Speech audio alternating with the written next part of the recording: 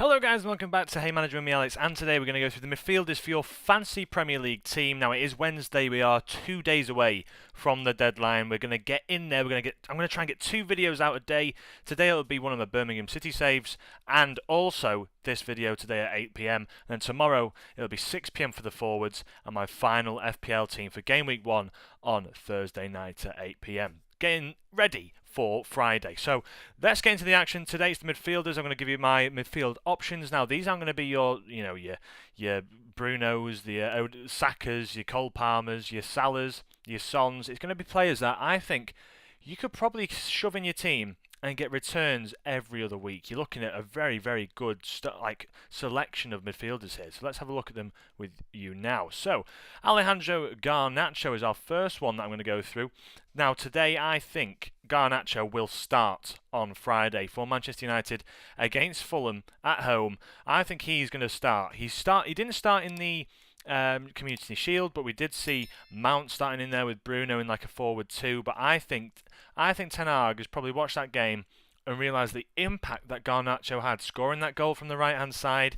He's got the ability, he's got the legs, he's had a great Copa America. If you watched him in that, he had a very good display with the Argentinian squad. I think Garnacho is a great solid pick for you. Now he had 30 games last year, scored 7, assisted 7, expected goal involvements of 11.04, only the 7 bonus points, but this is a player we're talking about who was 19 last year. He's only matured, he's only got better, he's been away, he's come back early from his pre-season, he asked for permission to do that. 131 points last year, selected by 15.4% of people. The ICT index, your influence, creativity and threat index, 224.3, which is so high, and a 3.6 points per game. I reckon the start of the season for Manchester United will dictate how they do going forwards. Now, Fulham, Brighton, very, very good. For 2 million more, you could go for a Bruno, but it's where you find your 2 million within your side. For £0.5 million more, you could go for a Rashford, but again, he's always in the right areas, but just doesn't finish. So, to me, Rashford, he just doesn't make it for me. But Garnacho, you can probably expect a good return every other game.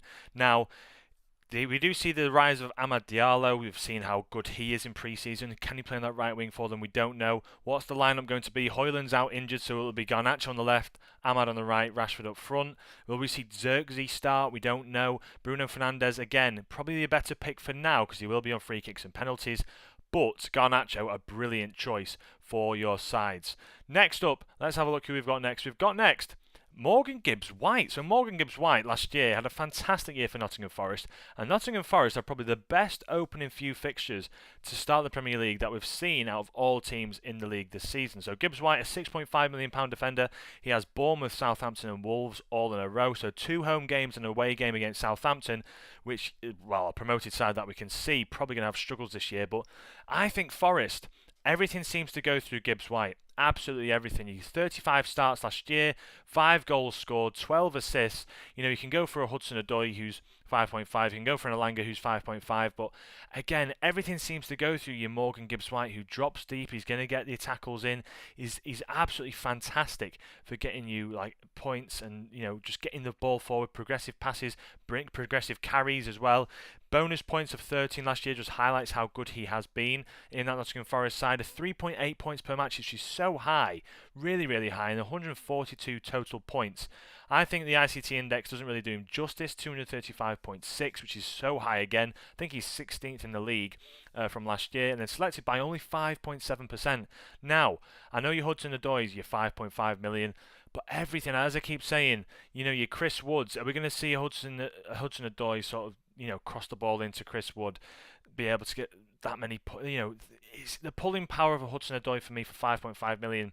It's good, but is it going to really pay off? Hudson-Odoi's not your typical winger that sets the world alight. He's not an Eze who's very good on the ball, very strategic. His final products, his decisions are great. Same for Elanga. Elanga left Manchester United. He's great on with pace.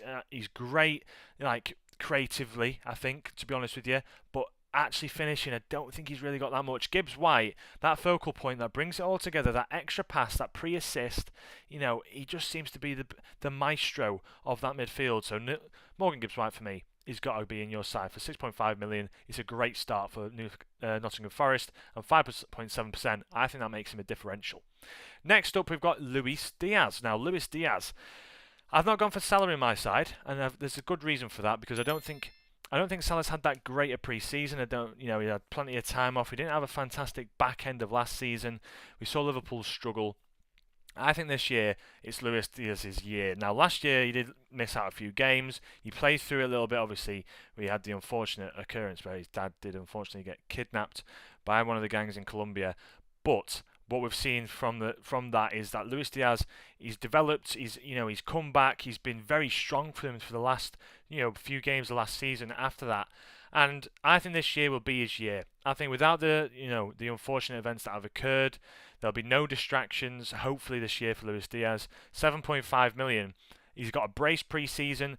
If you look at his ICT index, it's actually one of the highest in the league. I think he's in the top 10 for the ICT index. You can see there his expected goal involvement. So he only had 15 overall, 8 goals scored, 7 assists in 32 starts with 9 bonus points. But his expected goal involvements of 16.8 was actually more than what he actually contributed, which is a bit of a rare occurrence. You normally see people exceeding it a little bit, not really going under, which is very interesting. But I think Luis Diaz, he started the pre-season very well. They've got Ipswich and Brentford in the first 2 games, who are both teams that Ipswich I tipped to just avoid relegation. Brentford, I'm tipping to probably just be in that relegation battle. I think those two sides are quite weak, and I reckon for 8.4% of people who have selected him, again, a differential pick, 3.8 points per match, so another player that you could be pretty confident to just shove in your team for the whole year. If in 32 games, you're going to get you around about 4 points a match, again, 126 points minimum. Yeah, I think, 128 points even, 128 points per match even. I think that is a good pickup, in my opinion. So, yeah, that's another player that I reckon you should be getting into your sides, Luis Diaz. Next up, an interesting one that I think will be good, James Maddison. Now, James Maddison, for 7.5 million, everyone's probably thinking, why would you go for him when you've got Son, you've got your Kulusevskis, Solanke's just come in for 7.5 million. James Maddison went out with an injury last year, so he missed 12 games.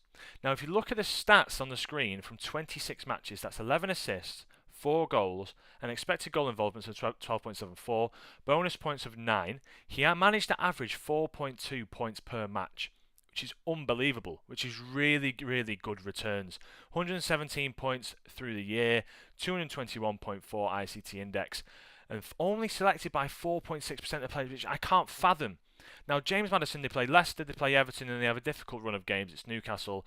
I believe they played Liverpool at one point and Manchester United at one point as well. Something like that.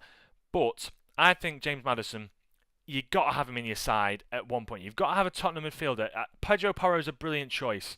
But when it comes down to crunch time, he's been great pre-season. You can score as many goals as you want in pre-season. As a defender, getting forwards. They've played not the strongest of sides. But James Maddison, the start of last year, he looked very sharp. In the pre-season, he's looked very sharp. Never mind the goal contributions, the goal he scored pre-season. I think he's looked very sharp, and the ICT index doesn't lie. He's very strong. He's always been a great FPL sort of performer. I think, to me, James Maddison is your way into this Tottenham midfield, especially with your Solankes up front now. Someone to aim for. He's going to be on free kicks. He's going to be on corners. He's going to be very, very good at bringing the play together. Slipping through Son, slipping through the likes of Brennan Johnson if he plays on the right side, or Kulusevski. Kulusevski a bit more creative, so maybe Maddison can bounce off him. But he has that ability to roam, Maddison, which not many players have. It's like your Bruno Fernandes is for Manchester United, that ability to do as he pleases. So to me, James Maddison is a great choice, I think, for the first 2 game weeks, 7.5 million, and you can also swap him out for another player like a Garnacho, like a Rashford, like a Luis Diaz, maybe a Jota potentially. There's a lot of players out there that you could bring in to replace him because he's a decent amount of money in there. But again, I think I'm pretty confident with him. And the last one, but everyone should have in their team, absolutely everyone, is Emile Smith-Rowe. Now, Fulham have a difficult game against Manchester United to start the season. Then they have a very, very nice few games. Leicester and Ipswich. Again, 2 relegation. Basically, Leicester are getting relegated as far as I'm concerned, and then Ipswich are a relegation candidate in my eyes. To me, Smith-Rowe, you've got to have him. If you don't have Emile Smith-Rowe, who's going to be playing in behind the striker, you're going to have Muniz in that striker role. Probably the likes of maybe a Adama Traore. I don't know who you have on your left hand side. You're going to have a Wobie probably on the left. Smith Rowe in behind. Oh, that is a very, very good potential front four if you think about it, especially with Raul Jimenez in there as well. If he comes in for Meniz, who doesn't have that great of successful start, but for me, Smith Rowe, he's had so little football throughout the last few years. I've taken his stats from the 21-22 season where he only had 21 starts, 10 goals, 2 assists, 9 bonus points. He actually had a very good year. Now, last year you saw him points per match at 1.9, 25 points and only 25.6% ICT index. But from that year where he had 21 starts, 10 goals, 2 assists, 9 bonus points, he had a lot of points in FPL that year. I think for me, it was, you've got to think about it. He looked absolutely fantastic that year. And for him to be 5.5 million for a Fulham team that have a few nice games at the start of the season, I think for me, you've got to have him in. And Fulham, you've got to have Anthony Robertson, you've got to have Smith Rowe, because Fulham are going to be the few dark horses for the first quarter of the season anyway. And then you can start thinking about, you're going to be using international break. Are you going to be able to roll your 5 free transfers, because you've got that this year? Can you maybe shuffle your side around, get in like another team that have surprised? Maybe it might be an Ipswich. You never know. You have a good second quarter of the year. Sort of split my teams into first quarter, second quarter, third quarter, fourth quarter. The back end of the season, City players. Your Arsenal's just before Christmas are always very good. Manchester United, when they start the new year in that third quarter, unbelievable. So yeah, that's my opinions anyway. So let me know what you think down below.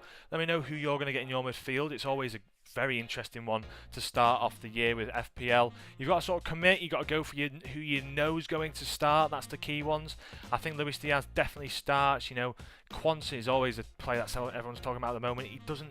Do we know if you're going to start with Konate or Quansah? It's always difficult to tell, but you want to go with players who you know are going to start. We've seen the likes of Dean Henderson, who we know is the number one for Crystal Palace with recent talks in recent times.